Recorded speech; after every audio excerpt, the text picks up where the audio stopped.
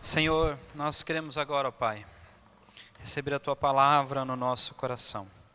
Que o Senhor, ó Deus, fale conosco por intermédio da Tua palavra, Senhor. Que a Tua palavra que é viva, que é eficaz, que é mais cortante do que uma espada de dois gumes, possa, ó Deus, entrar no nosso coração, entrar no nosso ser, entrar na nossa vida, a ponto de dividir alma e espírito, juntas e medulas, e sondar, ó Pai, o propósito, os desígnios, o anseio, a vontade do nosso coração. Que a Tua palavra, ó Deus, transforme a nossa vida nesta noite, em nome de Jesus. Tome o teu lugar, se você ainda não fez.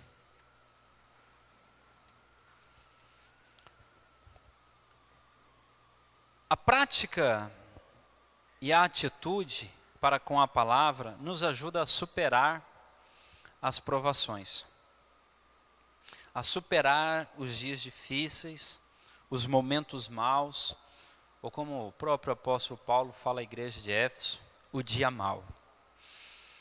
A prática e a atitude são duas coisas que elas têm uma diferença. Às vezes parece ser até iguais, mas há uma distinção que nós temos que entender na palavra de Deus. Nós precisamos ter prática e atitude para com a palavra de Deus. E há uma palavra de ademoestação de Tiago em relação a nós, cristãos. Ele diz assim: seja todos, portanto, prontos para ouvir, tardios para falar e tardios para se irar. Isso tem tudo a ver ou está inteiramente ligado ao contexto da aprovação. Porque na aprovação nós precisamos ter esse controle do nosso ouvido, do nosso falar e do nosso temperamento. Ele fala, olha, esteja pronto para ouvir, tardio para falar e também tardio para se irar. Porque em meio à aprovação, essas coisas são colocadas em cash. E isso nos demonstra uma atitude prática com a palavra de Deus. Eu quero te convidar a você a abrir a sua Bíblia em Tiago, capítulo de número 1, o versículo de número 19, Tiago 1, versículo de número 19.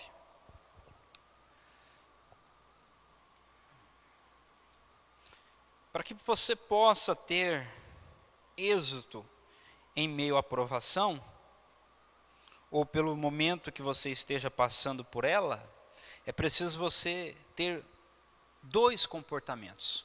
Você pode dizer assim comigo? Atitude e prática. Vamos lá? Atitude e prática da palavra de Deus. Essa é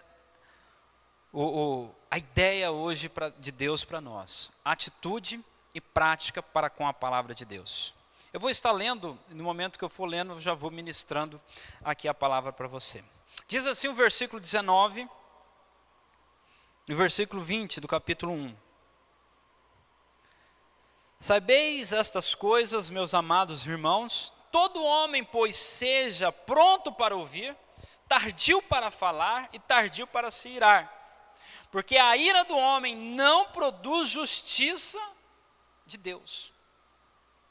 A ira do homem não produz justiça de Deus. Apesar que muitas pessoas acreditam que a sua ira, a sua justiça própria é a mesma justiça de Deus. Está enganado. Primeira coisa que nós temos que entender e se livrar, e é uma atitude, é da revolta. Livre-se da revolta, isso é atitude. Mas pastor, não estou sentindo que eu tenho que deixar de ficar revoltado com as situações. Você não vai sentir nunca, porque isso é atitude. Você se livrar da revolta que causa no seu coração pelo momento de tribulação, pelo momento de provação, é uma atitude sua. Você tem que ter essa atitude de se livrar-se da revolta. A revolta é um sentimento que nasce no coração por vezes quando somos contrariados. Por vezes quando somos violado o nosso direito. Mas eu estava certo, por isso que eu estou revoltado. Ou quando somos privados das coisas que temos prazer, temos alegria. Ou por vezes quando as nossas expectativas são frustradas. Tudo isso muitas vezes causa revolta na vida do cristão, na vida do homem, na vida da mulher. Quando sofre sem causa aparente, e a pessoa se revolta. E se revolta com as outras pessoas, e se revolta contra Deus, ou por vezes que se encontra injustiçado, ou se sente, que tudo que tem acontecido é injusto para com ele ou para com ela. E aí causa revolta. E aí a pessoa fala que está precisando sentir para abandonar a revolta. E eu vou falar, vai sentir nunca. Porque isso é uma atitude que você tem que ter, de livrar-se da revolta. É comum esse tipo de sentimento quando passamos por provações, pois ela nos priva de coisas, ela nos priva de pessoas, dos quais nós amamos ou damos grande valor. Quando você passa por uma provação que você andava de carro, agora você precisa andar a pé. Quando você passa por uma aprovação, quando você tinha saúde, agora você não tem, está enfermo. Ou você passa por uma aprovação que você tinha um cargo, ou qualquer outra coisa, e você é privado disso. Muitas vezes a pessoa deixa se tomar pela revolta. Revolta contra o indivíduo, revolta até mesmo contra Deus. Deus muitas vezes permite que as provações nos alcancem ou cheguem até nós, porque nós estamos dando mais valor, ou valor demasiadamente, nas coisas do que nele. Por vezes nós valorizamos mais o objeto do que o Criador. Por vezes nós valorizamos mais as coisas ao nosso redor e esquecemos de Deus. E aí nós precisamos entrar num limbo, nós precisamos entrar num deserto para poder, mais uma vez, lembrar de Deus. Porque menosprezamos ou ignoramos. A questão é que tudo provém de Deus. Deus, Ele é dominador e provedor de todas as coisas em nossa vida. Ele é a fonte de toda a bênção. O próprio Tiago nos diz que Ele é o doador de toda boa dádiva. Lá no versículo de número 17, ele fala assim: toda boa dádiva é dom perfeito de Deus. Tudo que é bom provém do Senhor na sua vida. Não são coerente nem correto valorizar a dádiva mais do que o doador. Quantas vezes nós vemos uma pessoa ganhar um presente e valorizar mais o presente do que aquele que deu o presente? E assim nós fazemos com Deus. Nós valorizamos mais o milagre do que o milagreiro, do que aquele que concedeu o milagre. E por vezes, com essa atitude, temos que voltar a ser provado para lembrar quem é Deus. Isso são inversão de valores. Valorizamos mais as coisas do que as pessoas. Tem pais que têm tempo para passear com o cachorro, mas não tem tempo para passear com os filhos.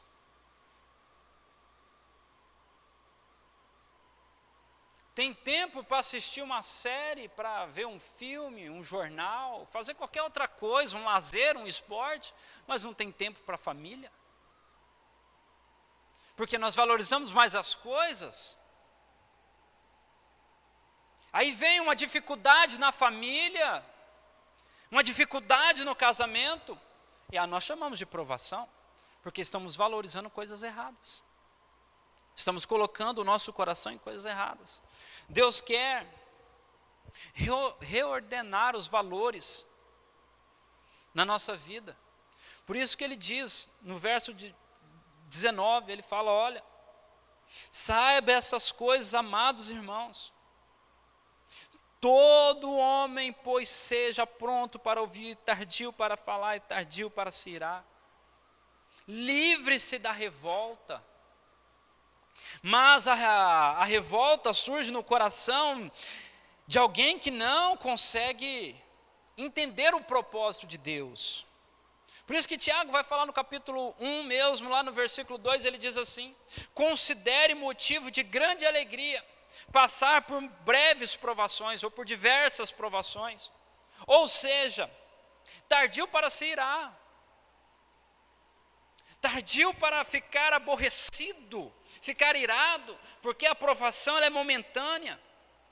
Agora, quando estamos enfrentando provações, é comum sentirmos raiva das pessoas envolvidas dentro das circunstâncias. Quer ver um exemplo?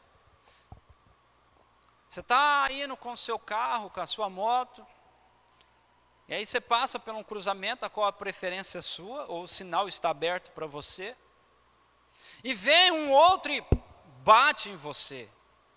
Você não se machuca, mas o seu carro estraga bastante. Você desce dali falando, glória a Deus, bati o carro, aleluia. É assim que você desce? Alguns, tem que segurar, porque senão ele vai bater no outro condutor. De tamanha ira que a pessoa desce do carro. Na realidade, a pessoa está revoltada com a situação, revoltada com o outro condutor. Mas eu quero ir um pouco além. Eu acredito que essa pessoa não está revoltada apenas com outro condutor, mas está revoltada contra o próprio Deus, porque fala assim, Deus, por que isso aconteceu comigo? Que faz tudo certinho, ainda usa de justiça própria. Você está vendo o problema da revolta? Que nós acabamos culpando é Deus. Foi assim que Adão e Eva fizeram. A própria serpente jogou na conta de Deus. Ah, Deus, foi a mulher que o Senhor me deu. Ah, Deus, foi o Senhor que pôs a árvore. Ah, Deus, foi o Senhor que permitiu que eu estivesse aqui com ela, que com ele enganasse eles. Então a culpa é do Senhor. A revolta do coração do cristão aponta para Deus. Queremos culpar Deus. Você quer ver um outro exemplo? Jonas, abra comigo a sua Bíblia lá em capítulo 4 de Jonas. Jonas capítulo 4. Versículo de número 1. Olha só, eu não sei quantos conhecem a história de Jonas, mas eu quero resumir. Jonas precisava ir pregar a Nínive. Nínive é uma cidade, 120 mil pessoas. E Jonas se recusa aí, Deus elabora toda uma situação e Jonas acaba tendo que aceitar e vai pregar a Nínive. Nínive era uma cidade totalmente caída. O que era isso? Eles sacrificavam criança a outros deuses. As oferendas dele eram nesse nível. Pois bem, Jonas não queria que os ninivitas se convertessem. Mas por misericórdia de Deus, Jonas prega toda uma cidade em um dia. Ele pregou para 120 mil pessoas em um dia. E no final do capítulo 3, o último versículo, fala que Deus usou de misericórdia para os ninivitas, porque eles se arrependeram. E isso foi a pior coisa que aconteceu na vida de Jonas. Foi que os ninivitas se arrependeram. E Deus usou de misericórdia. Começa o capítulo 4 de Jonas, versículo 1. Jonas desabafando para com Deus. Ele está revoltado, porque Deus não matou o povo. O desejo de Jonas era que Deus matasse todo mundo. E Deus não faz isso, porque o povo se arrependeu.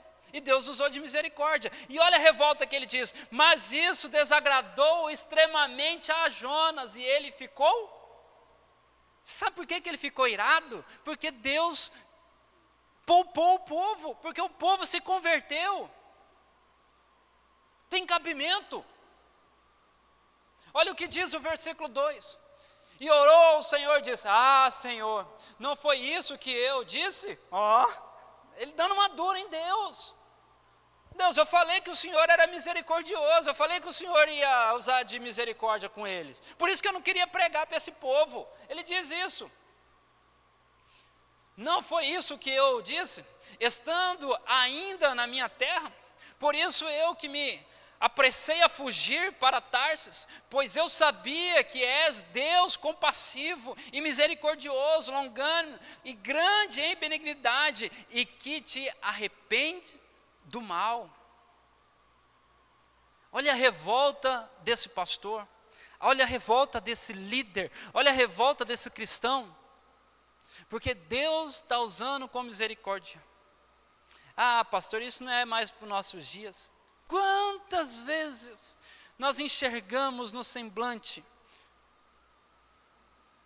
a pessoa revoltada porque o irmão está dando certo, porque o irmão está indo na igreja, porque a pessoa está conseguindo se levantar, que a pessoa está se estruturando, e a pessoa olha assim e fala, Deus, eu sabia que o Senhor era misericordioso, porque senão, olha a ira que brota no coração, a revolta contra o próprio Deus. E aí ele senta numa sombra a qual o Senhor oferece para ele, e ali ele fica reclamando. E aí Deus mais uma vez vai tratar o coração de Jonas, manda aquela bamboneira que faz uma sombra, depois ele manda um verme que come aquela sombra, e ele fala, uai Jonas, você tem mais amor para uma planta que não foi você que plantou, não foi você que regou, não foi você que matou, do que pelas pessoas? O coração cheio de revolta dá mais valor às coisas do que às pessoas. Não conseguimos olhar o nosso próximo. Achamos que o nosso próximo só somos nós mesmos. Tiago nos exorta a sermos tardios para falar. Nessa hora é fácil a língua correr solta. Deus quer criar em você, Deus quer criar em nós um coração que ame a prática da justiça, mas reagir dessa forma, nós só vamos estar pecando contra Deus. Deus quer que possamos viver debaixo das práticas de justiça, mas se nós não refrearmos a nossa língua, ser tardio no falar, só vamos pecar contra Deus e não vamos prevalecer justamente. Sua atitude compromete as suas ações. Sua atitude compromete as suas ações. Portanto, antes de deixar que a ira te domine, aprenda a ouvir Deus. Por que isso aconteceu? Eu estou preparando essas mensagens já tem alguns dias. E eu tive que fazer uma viagem essa semana rápida ali em Paraná. E aí eu tinha que levar uns documentos, ajuntei todas as coisas rapidamente, me organizei ali. E aqueles que vivem mais próximo de mim sabem como que eu sou meio sistemático com um negocinho, tudo certinho. E saí, peguei as coisas e fui embora. Porque eu chegando em Ouro Preto, eu lembrei de um documento que eu tinha esquecido. Que era o documento da moto. Todos os outros podiam ter deixado, mas o da moto não dá, porque tinha que passar pela polícia. Naquela hora eu olhei assim, eu falei, não. Aí eu lembrei da mensagem que Deus tinha falado para mim, para falar para a igreja. Eu falei, Deus, obrigado por me tratar, já estou voltando, quietinho. Sem nem reclamar, feliz da vida. Porque o Senhor tem um propósito em todas as coisas. Então não cabe a mim se irar. Vou irar contra quem? Contra mim mesmo. Ou vou culpar Deus? Falar, Deus, por que o Senhor não me lembrou? O Senhor é tão mau. É porque quando nós reclamamos assim, murmuramos assim, nós estamos falando que Deus é o culpado. Então, a nossa atitude compromete as nossas ações. Por isso, Tiago fala, seja pronto para ouvir, tardio para falar e tardio para se irar. Segundo, livre-se dos maus hábitos. Isso é prática. Você tem que ter atitude, agora você tem que praticar. Olha o que diz o versículo 21, apenas a parte A. Portanto, despojando-vos de toda a impureza e calúnia de maldade. Nessa tradução aqui está diferente, ele diz assim, portanto, livre-se de toda a impureza moral. Eu gosto da NVI, essa expressão que ela traz, impureza moral. E da maldade que prevalece. Na medida em que nós nos afastamos de Deus, porque nós não praticamos a palavra e se iramos e nos envolvemos em tudo isso, a nossa vida vai se afastando de Deus e nós vamos ficando fragilizados e vamos culpando a Deus, porque todas as coisas que têm acontecido ao nosso redor é culpa do irmão, é culpa de Deus, a culpa é de alguém, e aí você abre uma porta para desenvolver maus hábitos, a qual Tiago menciona 2, ele fala impureza e maldade. A NVI ele traz a expressão impureza moral. Nas outras traduções só traz a expressão impureza. Por que o tradutor da NVI fez questão de colocar essa questão moral? Porque a interpretação da pureza, nesse sentido do texto de Tiago, não fala de uma impureza de algo contaminado por fora, mas fala de uma impureza contaminada por dentro, de um conceito impuro. Então o tradutor diz que essa impureza é uma impureza moral. Se você reage com ira, se afastando de Deus, se afastando dos irmãos, se afastando da comunhão, você corre um grande risco de querer preencher a carência que começa a brotar no seu coração de uma forma ilícita. E aí você começa até a querer se envolver com o sexo oposto. E às vezes você acaba até nas práticas sexuais. Ou você começa a ouvir conselhos de pessoas que não deveriam opinar na sua vida. Pessoas que não vão acrescentar nada de Deus na sua vida. E aí, essas coisas começam a criar dúvidas e mais dúvidas sobre o seu coração em relação a Deus, em relação à obra de Deus. E você se sente cada vez mais injustiçado, que pela aprovação te acaba levando a desistir. Simplesmente assim. Nos períodos de provação, você precisa estar atento para não se afastar de Deus e cair na impureza moral. Quando você está vivendo dias difíceis, dias de luta, quem fala na sua vida? É a palavra de Deus? É ela que te alimenta?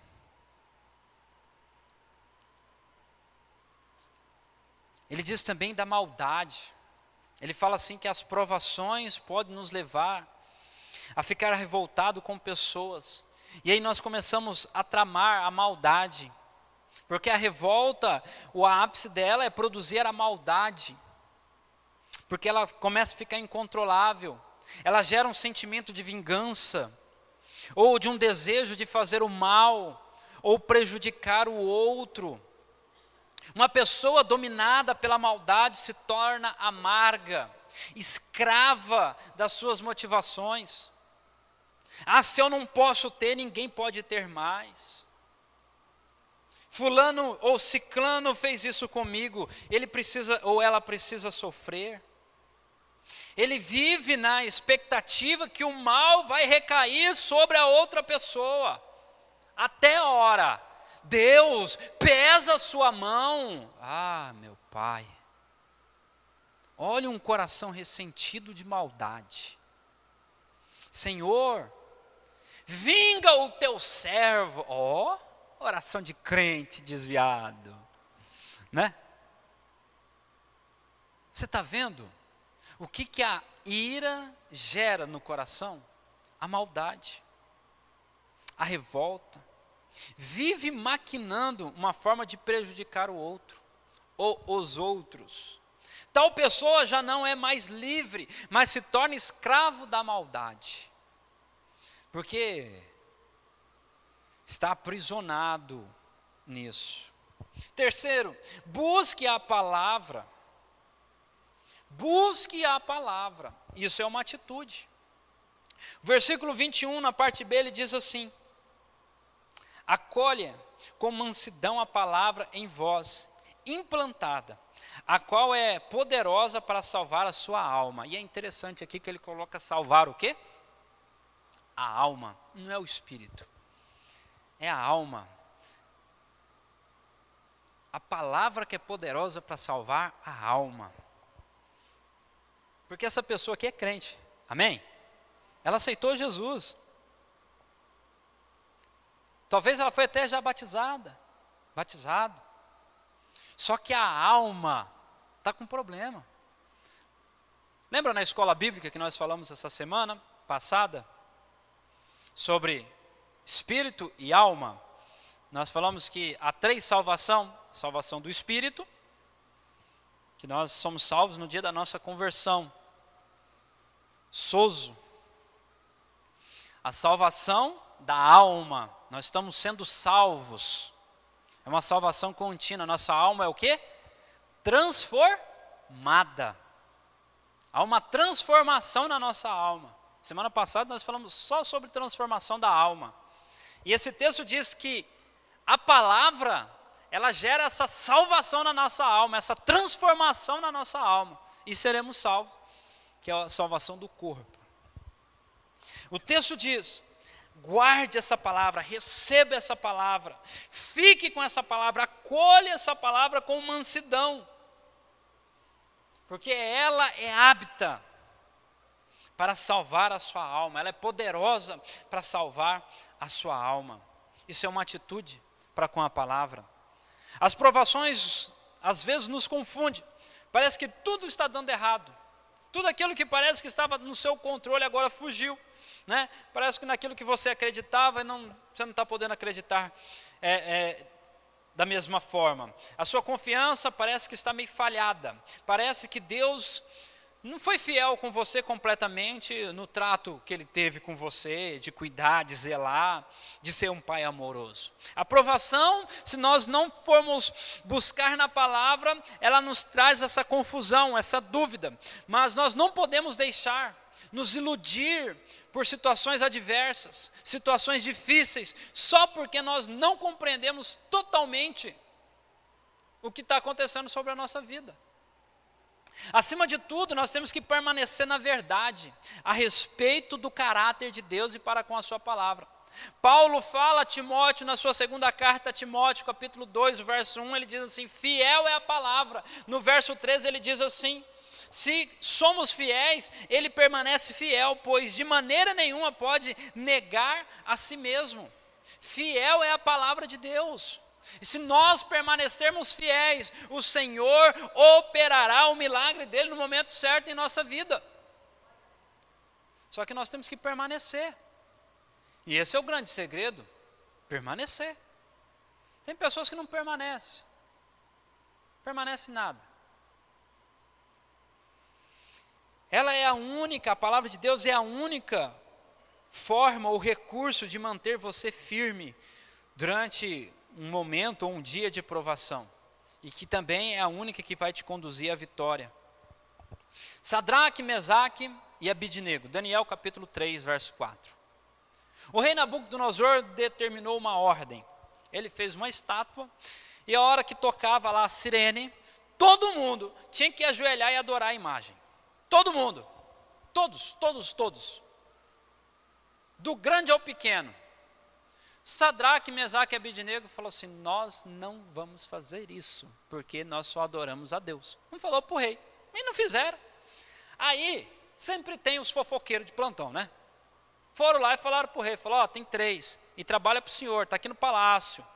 São pessoas de confiança do senhor, só que vieram do exílio, são exilados aqui. E eles falaram que não adoram a estátua.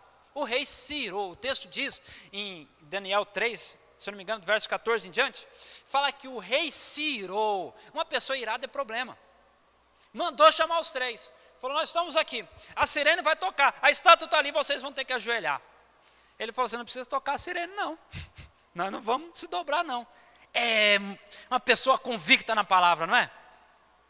Eu vou jogar vocês na fornalha. Falar: meu querido, se Deus quiser nos salvar, Ele vai nos salvar na fornalha. Se também não quiser, nós não vamos adorar a estátua. O rei falou assim: aquece 7 vezes mais. As pessoas que levaram Sadraque, Mesaque e Abidnego amarrado, eles morreram queimados na hora que abriram a porta da fornalha.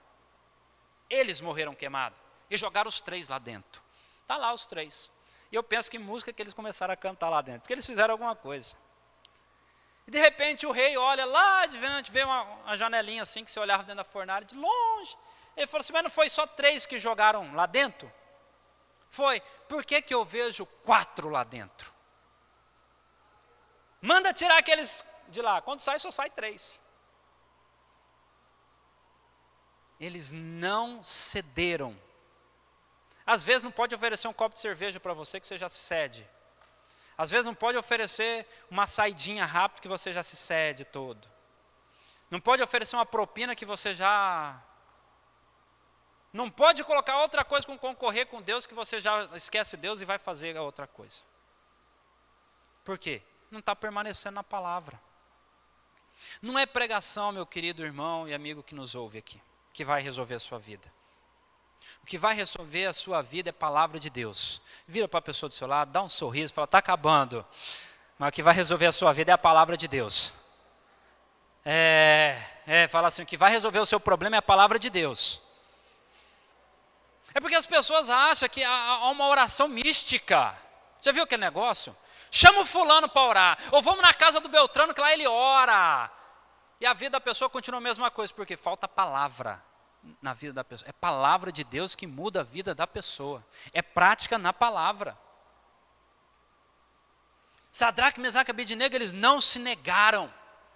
Permaneceram na palavra. Ficaram firmes na adoração a Deus. E Deus foi com eles. Nem cheiro de fumaça tinha, nem cabelo. Sabe quando você queima o cabelo assim, fica aquele cheiro de frango queimado? Não tinha nos meninos. Deus é bom demais, não é?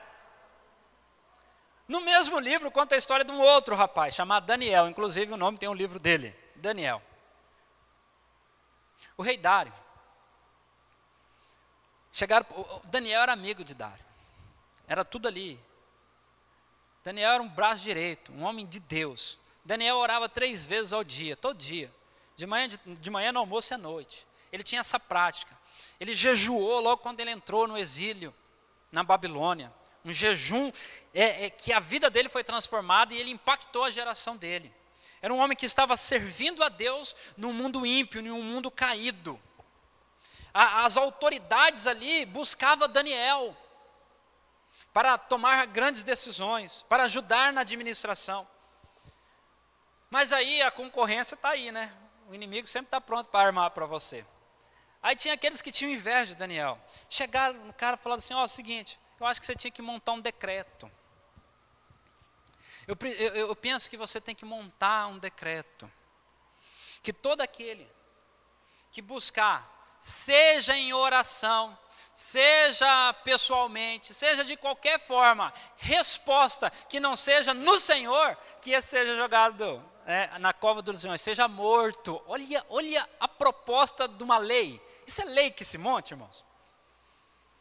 Aí o rei, meio empolgado com aquele negócio, né, falou, rapaz, todo mundo vai vir até mim, eu vou ser o cara, eu vou ser visto, eu vou ser assim, vou ajudar todo mundo. Fez o decreto.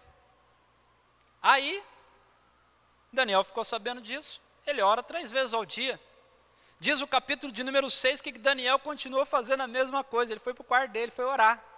E o pessoal viu isso, foi lá e falou para o rei, falou, ó, Daniel está buscando a Deus resposta.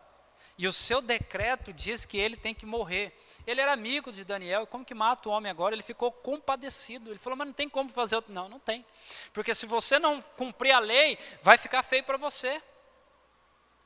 E ele conversa com Daniel, ele fala, meu amigo, fica tranquilo, descansa o coração. E aí então, o decreto era, mata Daniel, joga ele na cova dos leões, né? Vão dar uma chance. E aí o rei fala assim, Daniel, a hora que vai jogar, o seu Deus o salvará. Não existe nada mais lindo do que o mundo ver Deus em nossa vida. Não existe nada mais bonito, irmãos. Ele falou assim, Daniel, o seu Deus o livrará. E Daniel desceu para a cova dos leões. E o rei ficou em casa, compadecido, triste. Passou a noite, foram propor música para o rei, dançarinas, banquete. O rei falou, não quer nada. Porque ele viu que ele caiu numa cilada. No outro dia cedo vai o rei lá na cova dos leões. Porque o rei, Daniel, você está aí? Daniel falou, rei, nosso Deus fechou a boca dos leões, eu estou aqui sossegado, até dormir sobre eles. Sai para fora, porque o decreto foi cumprido. Os leões não comeram porque não quiseram, mas que ele jogou lá dentro, ele jogou. Ele não negociou, ele buscou na palavra, foi fiel na palavra. Quando você é fiel na palavra, não importa a provação que você venha passar, Deus vai ser com você em nome de Jesus. Agora, negociou, pronto, Deus não tem parte mais com esse negócio. Aí você tem que arcar com as consequências. Ah, pastor, mas estou correndo risco de vida, estou correndo risco de ser mandado embora. Fica tranquilo. Deus é com você se você está ali, firme na palavra, buscando coerentemente. Quarto e último, busque não apenas a palavra, mas busque praticar a palavra. Olha o verso 22 em diante, diz assim: tornai-vos, pois, participante da palavra e não somente ouvinte. Essa tradução aqui, olha o que ele diz: sejam praticantes, na minha fala participantes da palavra, aqui é mais coerente, né? Praticantes da palavra, e não apenas ouvintes, enganando-se o pastor. Está escrito isso? Não. Enganando-se a si mesmo.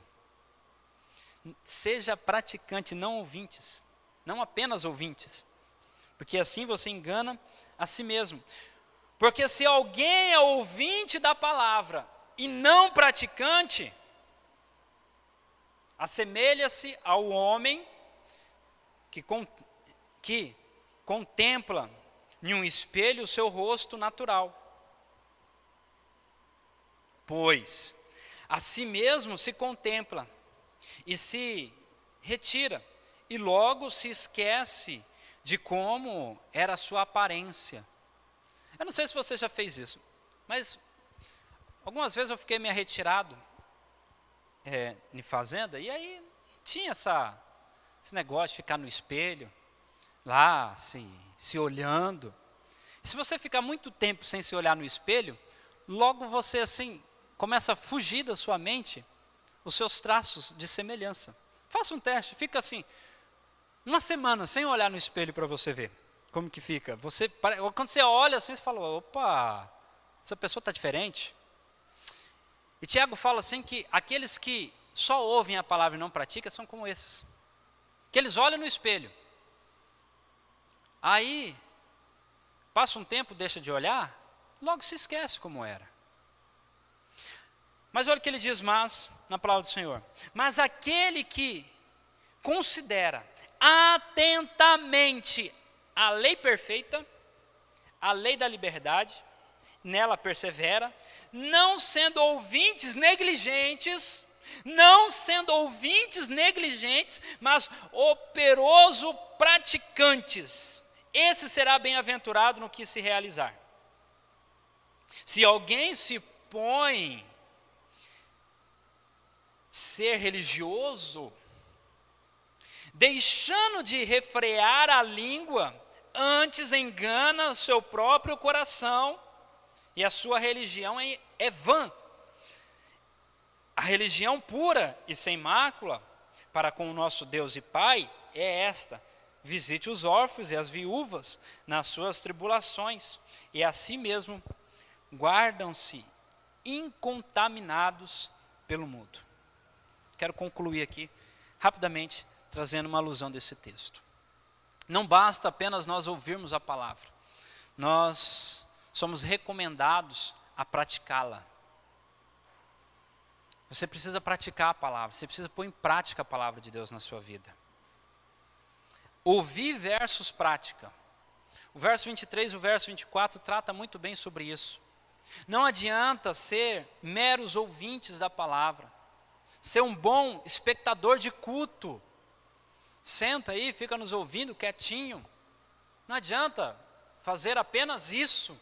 É necessário você pôr em prática. Não apenas ouvintes, mas praticantes. Essa é a situação que descreve a religiosidade vazia dos nossos dias de muitos cristãos.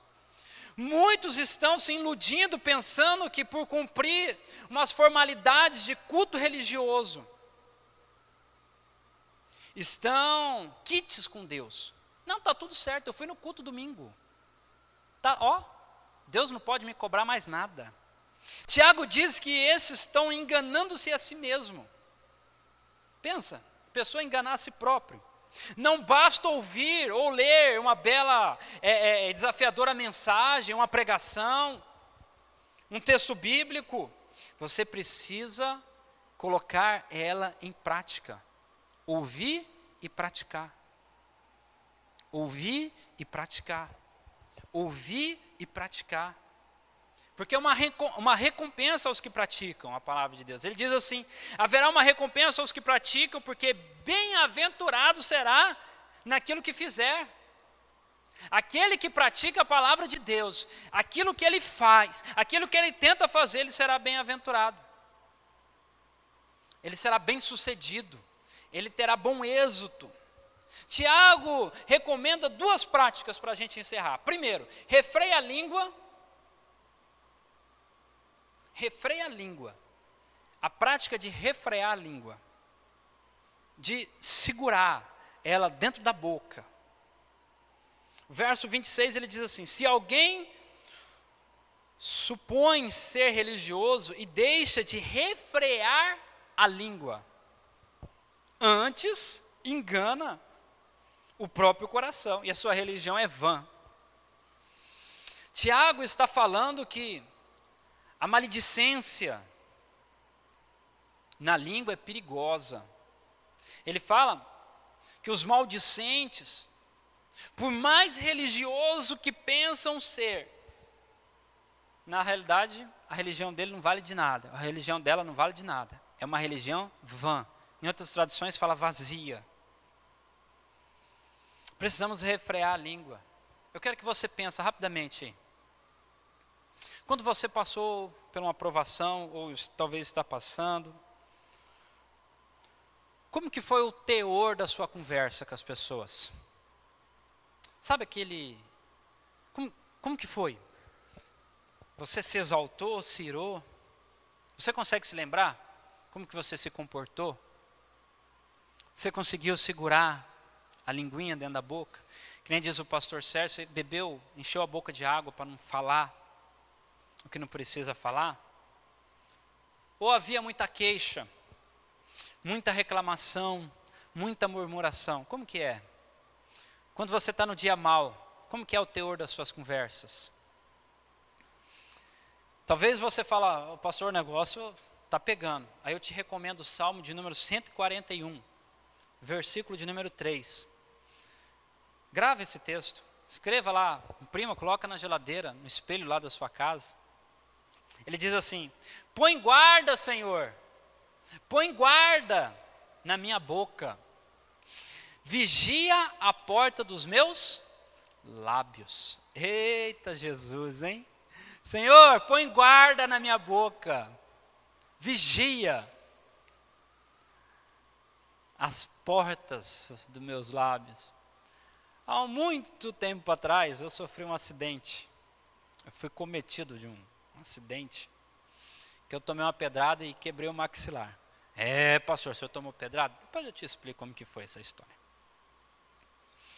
E aí, o médico bucomaxilo, ele amarrou a minha boca. E eu falava desse jeito. Era horrível, não dava para conversar. É horrível, irmãos, era horrível. O meu desejo era voltar a conversar, abrir a boca. E nem se fala em comer, né? Eu gosto de comer. Desde aquela época eu já gostava de comer. E não podia comer, era só caldinho. O miojo, eu colocava o miojo assim, entre o vão do dente e ia puxando. Mas às vezes, nós não podemos pedir para o Senhor quebrar o nosso maxilar.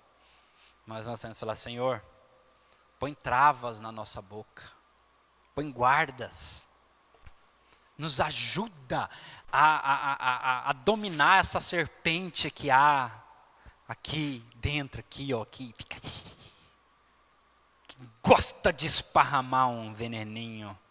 O salmista diz: Senhor, me ajuda, me ajuda.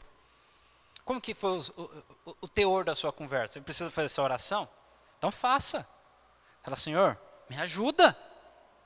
Porque eu tô mirando, tô fazendo isso, aquilo, não estou conseguindo refrear a língua. E aí, por fim, ele fala: pratique o amor. A prática de refrear a língua e praticar o amor ao próximo. O verso 27, ele diz assim: a religião pura e sem mácula para com Deus e Pai é esta: visite os órfãos e as viúvas nas suas tribulações, e assim mesmo guarda-se incontaminado do mundo. Ele fala assim: pratique o amor ao próximo. Esteja sensível, amados, às necessidades das pessoas. Esses últimos dias, na nossa nação tem causado muito lamento, muita dor. Nós, como povo brasileiro, temos tido grandes percas. É barragem que se rompe, é viaduto que se quebra, é chuva forte que mata pessoas.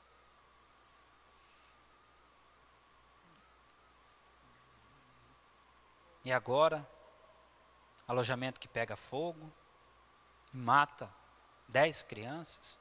E você sabe qual que é a minha tristeza no coração? É você ver um bando de pessoas que não temem a Deus entrar nas redes sociais e começar a debochar das circunstâncias. Nós estamos uma nação, eu posso dizer uma geração tão caída. Eu estou falando de crentes, tá, irmãos? Eu não quero nem pensar naqueles que não conhecem a Deus. Que nós não temos a sensibilidade para com o amor ao próximo. Talvez a pessoa está sentada do seu lado e não tenha o que comer amanhã em casa. E você não consegue se sensibilizar. Todo mês a gente ajunta alguma cesta básica. No começo era 6. Agora para fazer 2, 3, nós temos que sair mandando no WhatsApp dos irmãos. Pastor, não fica essa comida não, pode ficar tranquilo, tá, irmãos? As irmãs que ajuntam não fica não. Chegou um bilhetinho para nós aqui, uma família precisando de comida.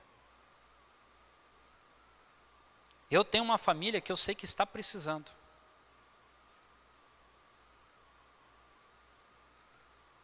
Amor ao próximo, refrear a língua e amar o próximo. Você se compadece das pessoas, da necessidade alheia, fala: pastor, eu tenho tanto problema já, olha o tanto que nós estamos caídos. Nós só olhamos para nós. Claro que você tem problema, eu tenho problema. Mas quando você olha uma mãe chorando do lado de um caixão, de uma família que ora para que consiga resgatar o corpo, ou quando você tem que levantar com autoridade e colocar a mão na geladeira da sua casa e falar: Senhor, eu não sei de onde vai vir, mas eu sei que amanhã vai ter comida aqui dentro para que eu possa comer. Se sensibilizar. Talvez a sua preocupação é como que você vai pagar a internet da sua casa, a TV.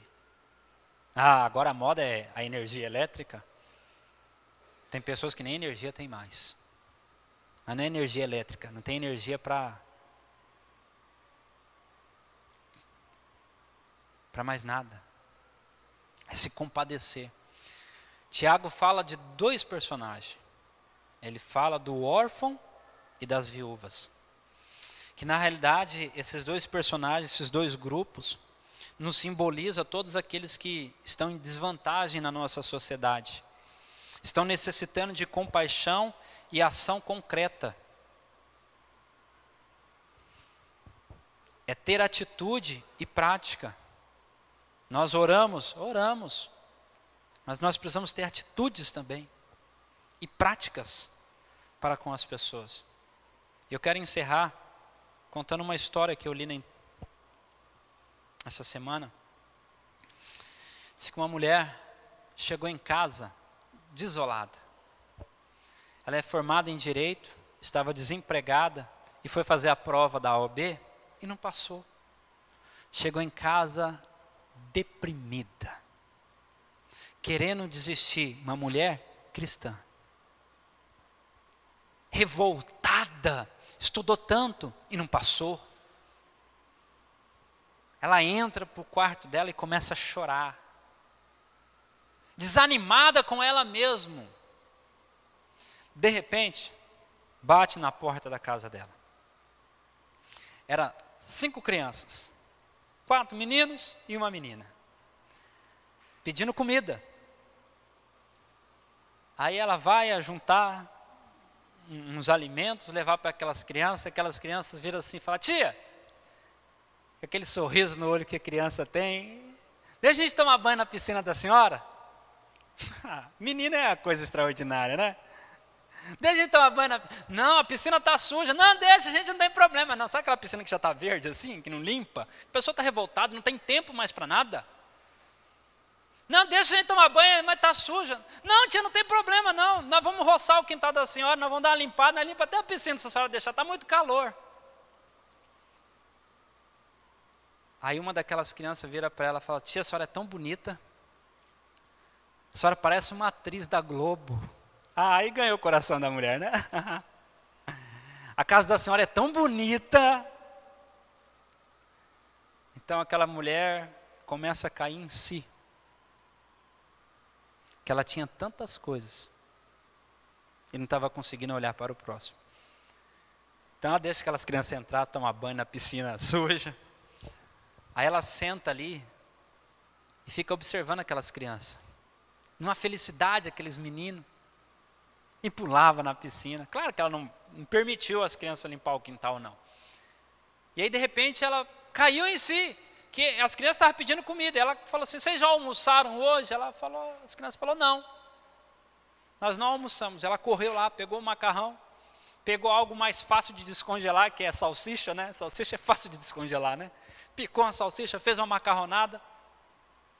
E quando ela fazia aquilo ali, ela lembrou das suas origens.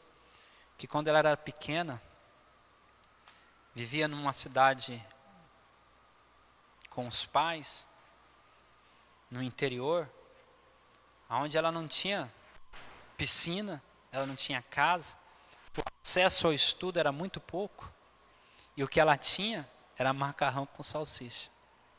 E ela viu aquelas crianças comendo aquele macarrão com salsicha, numa alegria, numa felicidade. Começou a brotar nela, do seu interior, um coração de gratidão. Por tudo que ela tinha. Ela falou assim: olha, eu pareço uma atriz da Globo. A minha casa é muito bonita.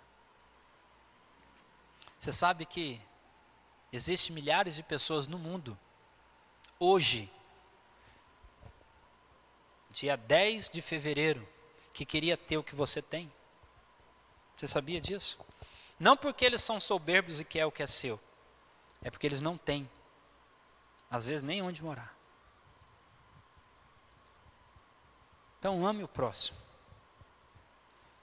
Se você não passou numa prova, fica tranquilo. Faça ela de novo, estude mais. Se não deu certo hoje, amanhã você vai conseguir. Essas coisas não podem te derrubar, mas vai te levantar. Você precisa ter práticas e atitudes para com a palavra de Deus. Se coloque de pé. Certa vez um irmão contou para mim que passou por um momento de difícil provação. E ele testemunhou que foi fundamental o apoio dos irmãos através de oração, através de palavras de encorajamento e até mesmo através de ajuda material. Isso fez com que ele permanecesse em pé durante esse período. Então, se você tem condições, se doe para as pessoas. Se doe em oração, em uma palavra de encorajamento. E também, materialmente, abençoa. Leva uma pessoa para almoçar, para jantar. Dê uma oferta na vida de uma pessoa. Compre uma cesta, não sei. É você e Deus, não é? Eu não posso intitular algo aqui porque eu seria indelicado ou não seria correto eu falar. É você e Deus. Mas se compadeça das pessoas. Pastor, eu tenho orado. Muito bom, parabéns. Está fazendo muito bem. Oração é Atitude. Agora vamos praticar? Vamos fazer mais? Vamos refrear a nossa língua. Talvez você está pronto para falar do irmão e da irmã, do vizinho, do amigo. Mas você não sabe por que que ele ou ela fez aquilo lá.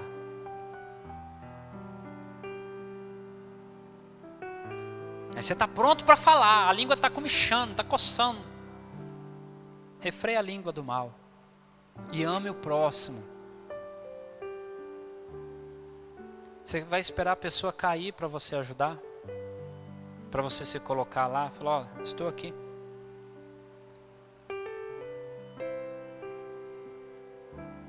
A aprovação nos faz ver o quanto é importante nós sermos igreja. Ajudar e ser ajudado. Feche seus olhos, vamos orar. Senhor, obrigado pela tua palavra. Que ela possa realmente, ó Pai, causar mudança em nossa vida. Que possamos, ó Deus, colocar em prática a tua palavra. Termos atitudes cristãs e viver poderosamente a tua palavra. Que a nossa língua possa ser refreada pelo teu Espírito e possamos amar o nosso próximo. Que o Senhor os abençoe, a tua igreja aqui reunida nesta noite. Que a graça do nosso Senhor Jesus Cristo, o amor de Deus e a consolação do Espírito Santo seja com toda a igreja. Em nome de Jesus. Amém. Que Deus te abençoe. Um forte abraço, uma ótima semana.